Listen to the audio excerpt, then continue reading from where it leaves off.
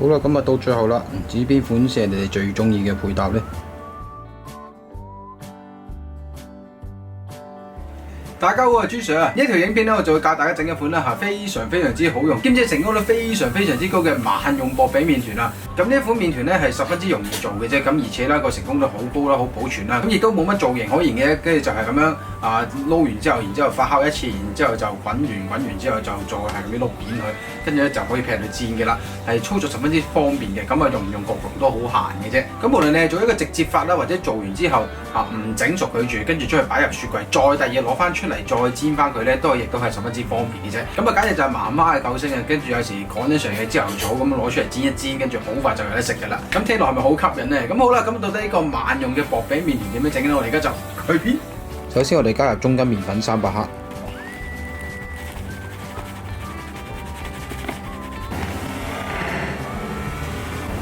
鹽5克，砂糖6克，攪拌均勻先，跟住加入酵母4克，液體菜油6克，同埋水216克，再慢慢咁樣將佢攪拌均勻。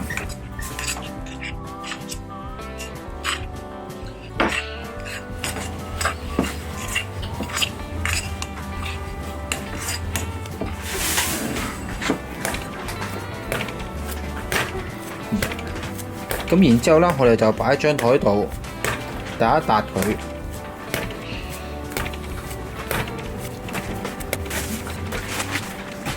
咁達到半乾滑嗰陣時呢，我哋就擺翻落個器皿入邊。然之後呢，冚翻張保鮮紙鬆弛10分鐘嘅。咁麵團呢，經過咗10分鐘之後，咁我哋就再次啦搭翻乾滑佢。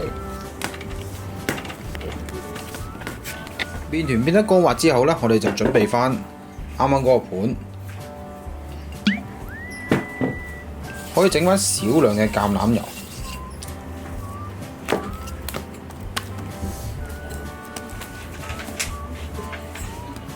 咁擺翻個麵團上去進行第一次發酵。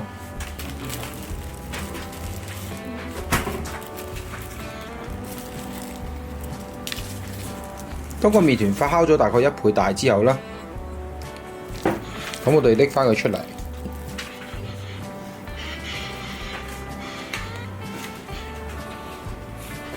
跟住再將佢分割做6份嘅。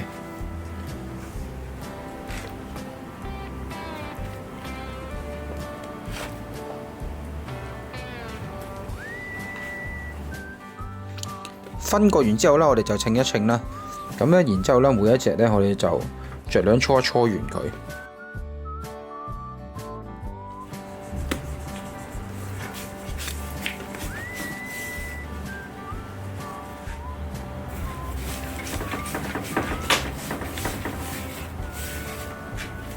跟住將滾完咗嘅圓形呢，再次鬆弛，大概係15至20分鐘。好啦，今日過咗大概15分鐘之後啦，我哋好小心咁樣撕翻張保鮮紙。操作嗰陣時，張台呢整翻適量嘅手粉，同埋個麵團表面呢都整翻適量嘅手粉。我哋輕輕咁樣拍一拍個麵團。跟住用支眼棍攞一碌落佢，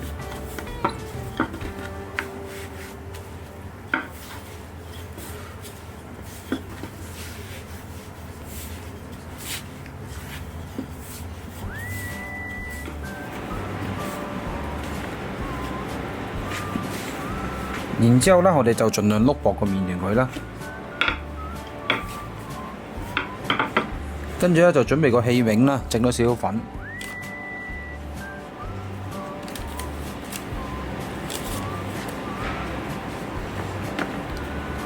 咁然之後擺落去就可以噶啦。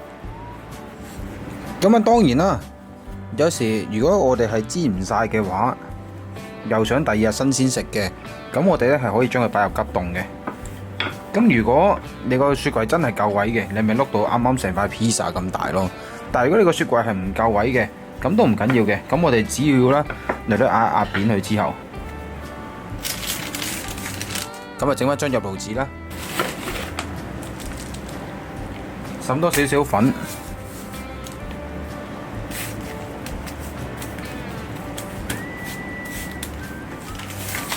咁啊，然之後咧揾個保鮮袋又好，揾個盒又好，獨立包裝佢。咁喺雪櫃冇咁大個位噶嘛，咁我哋咪唔好壓咁大塊咯。然之後擺翻入急凍嗰度，即係冰格。要用嗰陣時咧，攞出嚟略略解凍，再碌一碌薄佢就可以用噶啦。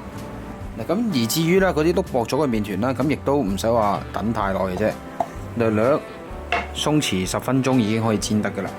咁我哋燒一燒熱隻 pan，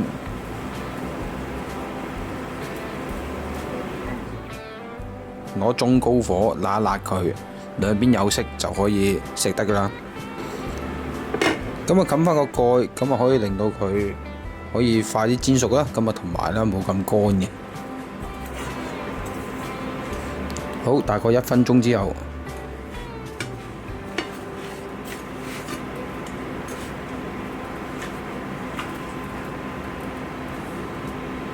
反轉佢，再冚實佢，繼續煎。咁啊，煎到佢兩邊有色之後，我哋就可以落返個盤度噶啦。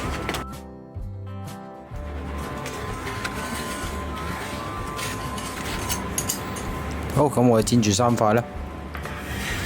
咁啊，準備一個懶係復古嘅盤啦，又係一張碾巢咗嘅牛油紙。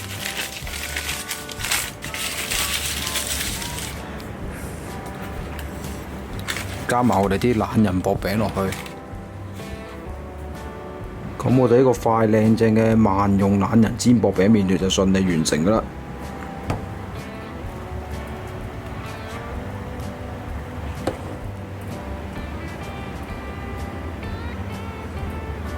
咁啊食法呢啲就好豐儉由人嘅啫。咁啊無論係好隨意咁樣整啲牛油果三文魚啦，咁啊又或者朝頭早臨急臨忙可以好快咁樣整俾小朋友食嘅火腿芝士啦，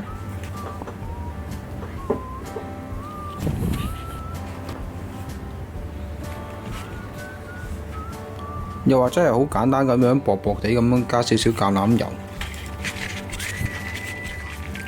再加上大量嘅芝士，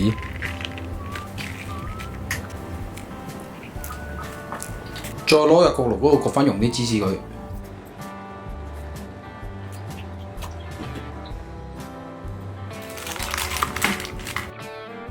都會做到啲唔錯嘅效果嘅。